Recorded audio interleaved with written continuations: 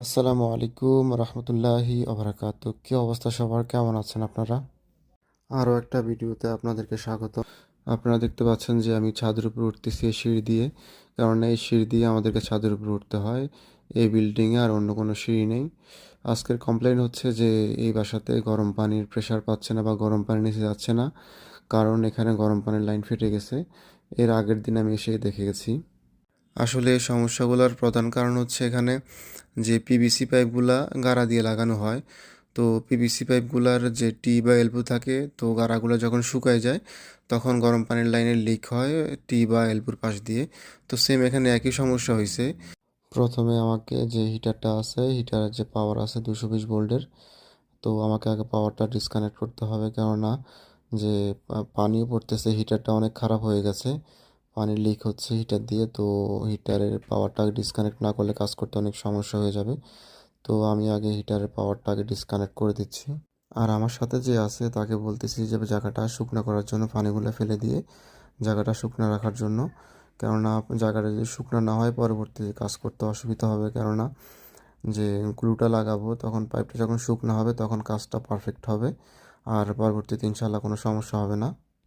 আর আমি চেষ্টা করতেছি পাওয়ারটা ডিসকানেক্ট করার জন্য। আসলে যেখানে নাটগুলো ছিল অনেক খারাপ হয়ে গেছে, তো আমি নিচের যে কভারটা ছিল হিটারের এটা ভেঙে ফেলছি।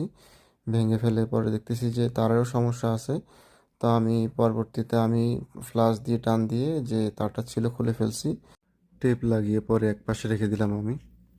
কভার না ভাঙলে আর কোনো উপায়ও ছিল না, সেজন্য কভারটা ভেঙে ফেললাম। আর হিটারটাও অনেক পুরানো হয়ে গেছে, সেজন্য এটা আর ইউজ হবে না, নতুন হিটার লাগাতে হবে। তো অবশেষে আমি পাওয়ার ডিসকানেক্ট করে দিলাম। আর আমি আগে বলে রাখি, আমি আসলে সৌদি আরবে ইলেকট্রিকের কাজ করি, সাববাকের কাজ করি না। সাববাকের কাজ মানে হচ্ছে যে প্লাম্বিংয়ের কাজ। এরপরও মোটামুটি আইডিয়া আছে বিধায় কাজগুলো করতে পারি। তো আসলে বিদেশের মাটিতে এক কাজ করে কখনো আপনি কিছু করতে পারবেন না, কারণ এক কাজ সবসময় থাকেও না।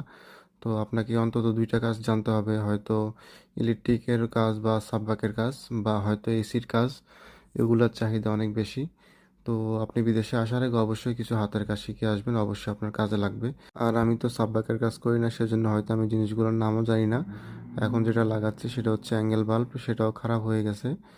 তো পানির বন্ধ করার চেষ্টা করতেছি, পানি বন্ধ হচ্ছে না, কারণ পানি বন্ধ না করতে পারলে কাজ করতে পারবো না।